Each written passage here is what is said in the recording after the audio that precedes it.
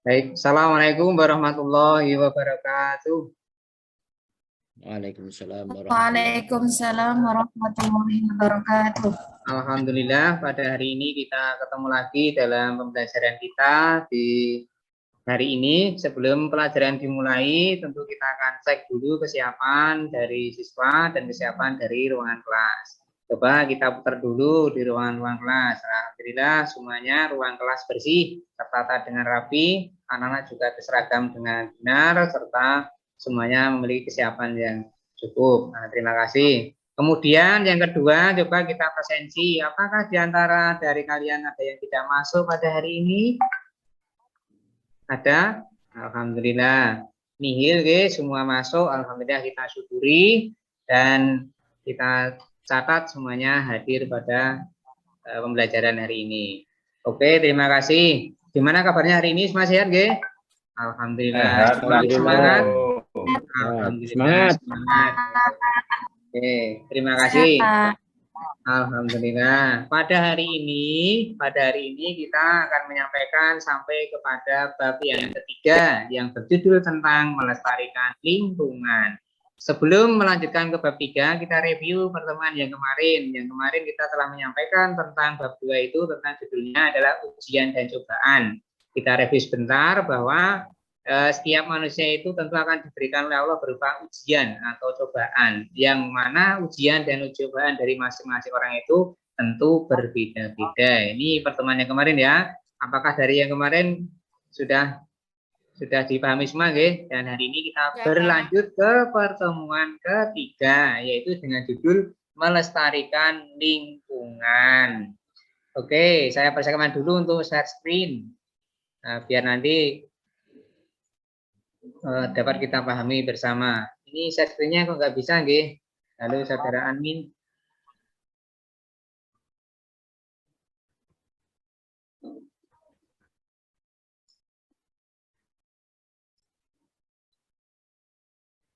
Share screen-nya kok tidak nyala nih, Bapak?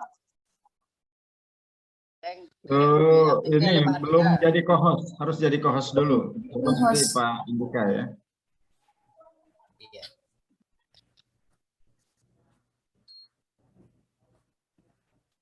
Oke, karena tidak bisa share screen, saya akan tetap lanjut dengan menggunakan penyampaian lewat materi berikut ini. Bahwa pada pertemuan yang ke hari ini kita akan menyampaikan tentang tema yang ketiga, yang berjudul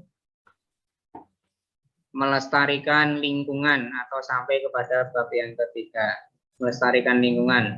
Karena share screen-nya sedang tidak aktif, maka kita menyampaikan lewat materi saya tanpa share screen. Kemudian seterusnya bab 3 kita judulnya adalah melestarikan lingkungan. Nah, ini judul kita ketiga, melestarikan lingkungan. Sebelum ke seterusnya, tentu kita harus tahu, Pak, manfaat serta tujuan mempelajari bab ini itu apa. Nah, manfaat atau mempelajari tentang tema melestarikan lingkungan adalah yang pertama, setidaknya siswa harus memiliki 5 kompetensi, 5 capaian kompetensi yang harus dimiliki dalam pembelajaran tema ini. Apakah itu? Yang pertama, siswa mampu membaca dengan fasih ayat-ayat Al-Quran dan hadis tentang larangan merusak alam semesta. Yang kedua, siswa mampu menghafal dengan tepat ayat-ayat Al-Quran dan hadis tentang larangan merusak alam semesta.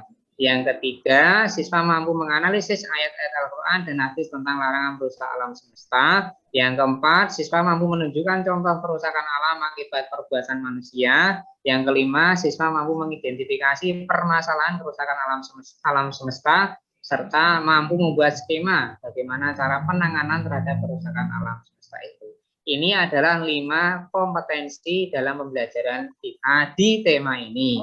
Jika kalian mampu memenuhi 5 tema ini, berarti bagus, A+. Tapi kalau memenuhi 4, ya nanti A biasa, atau kalau memenuhi 3 berarti amin, dan seterusnya. Ini setidaknya kita harus mampu di antara 1 sampai 5 harus kita kuasai. Mana yang kalian mampu? Ini tujuan, tujuan pembelajaran hari ini. Sehingga dengan mempelajari tujuan ini, kita pasti kita mau kemana dan seterusnya, itu pasti targetnya apa, kita itu pasti. Ya, ini tujuannya. Sudah dipahami semua? Nah, kalau sudah, kita lanjutkan ke memahami gambar. Nah, dalam kurikulum 2013 itu setiap tema sebelum masuk ke tema mesti diawali dengan ilustrasi sebuah gambar.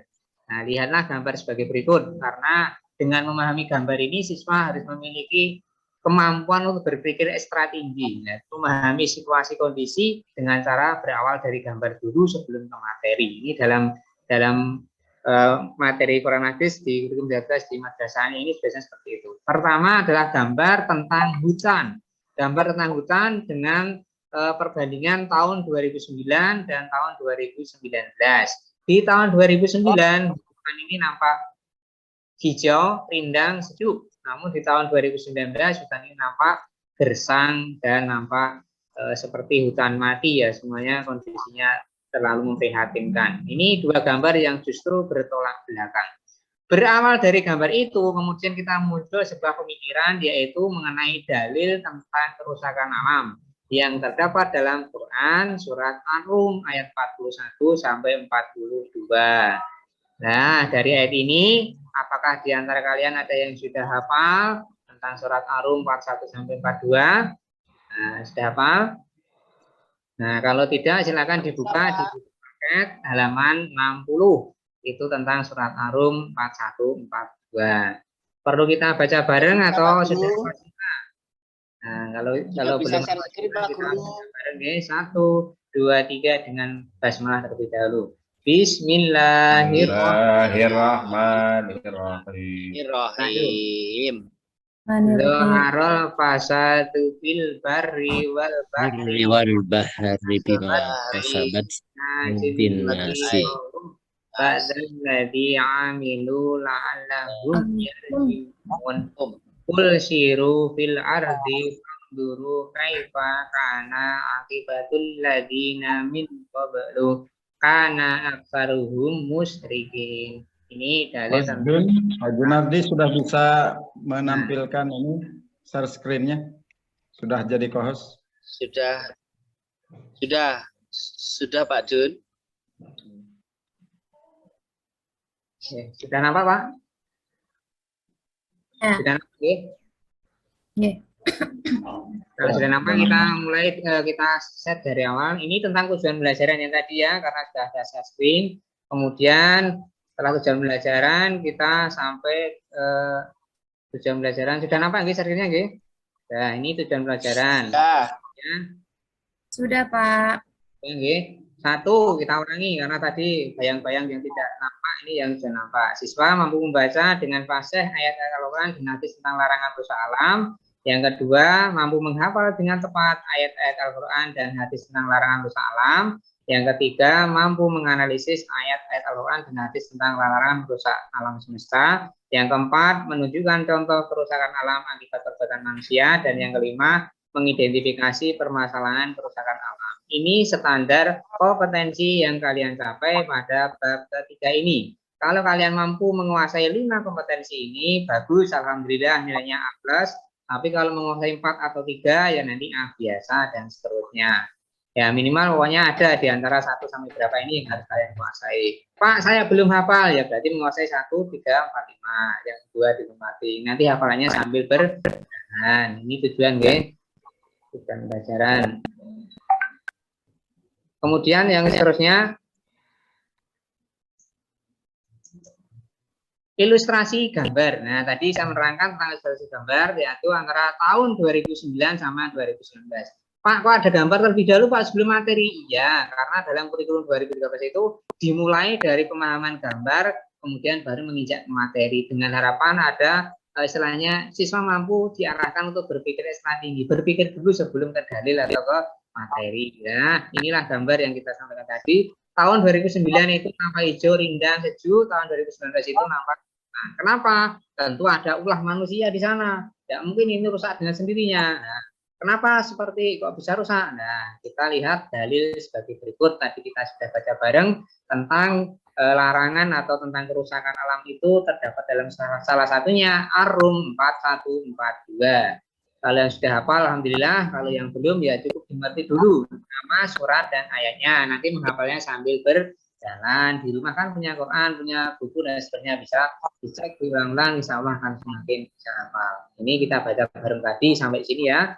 Nah, sekarang kita lihat terjemahnya. Tadi kita sudah baca bareng. Terjemahnya yaitu yang pertama ayat 41, telah nampak kerusakan di darat dan di laut disebabkan perbuatan tangan manusia.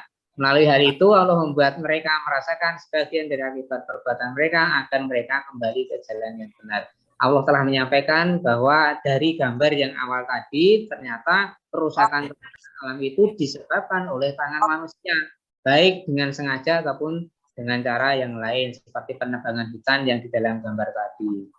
Itu. Kemudian penjelasan dari ayat. Allah menunjukkan dalam ayat tadi bahwa telah terjadi kerusakan di bumi baik di darat maupun di laut.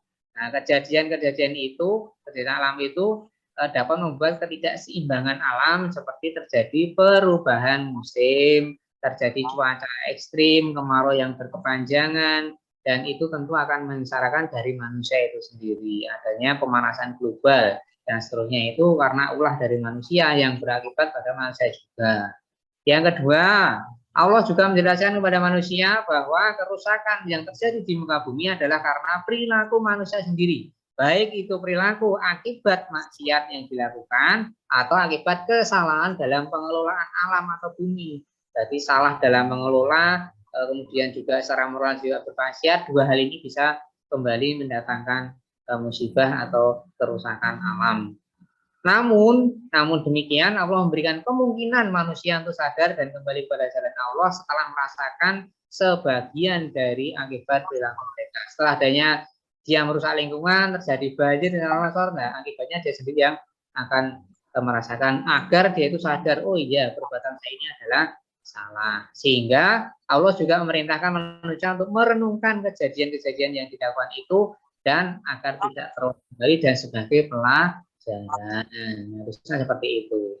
Nah, kira-kira apa sih Pak contohnya kerusakan di alam baik darat dan di laut? Contohnya sebagai berikut. Contohnya beberapa siji atau pertama.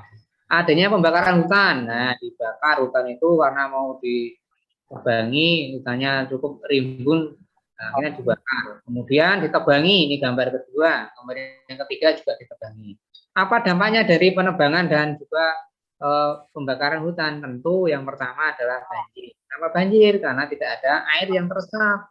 Nah, kemudian juga tanah longsor karena tidak ada akar yang menahan dari tebing-tebing di pegunungan, dan juga ada abrasi di pinggir-pinggir jalan dan seterusnya. Itu karena tidak ada pepohonan. Ini sebenarnya sepele, tapi ini berdampak besar kalau kita tidak menghiraukan hal ini. Ini tentang darat ya, dan masih banyaklah lagi. Nah, sekarang kita lihat apa yang ada di laut. Nah, kerusakan yang ada di laut itu juga banyak. Di antaranya, satu, gambar yang pertama yang atas itu adalah pembuangan sampah skala besar. Biasanya sampah-sampah dibuang di laut, nah, akhirnya mengapung karena sampah botol dan sebenarnya ya tidak bisa. Ini juga bertahun-tahun akan seperti itu. Nah, kemudian yang tengah itu pembuangan sampah plastik, ada botol bekas, ada bekas apa namanya roti apa itu. Nah, dan seterusnya itu akan menjadikan juga laut tercemar dan ini tidak akan terurai sampai kapanpun. Kemudian gambar 3, pengambilan terumbu karang ataupun ekosistem laut yang secara liar, misalnya menggunakan alat pengebom, dibom, ikannya ada mati.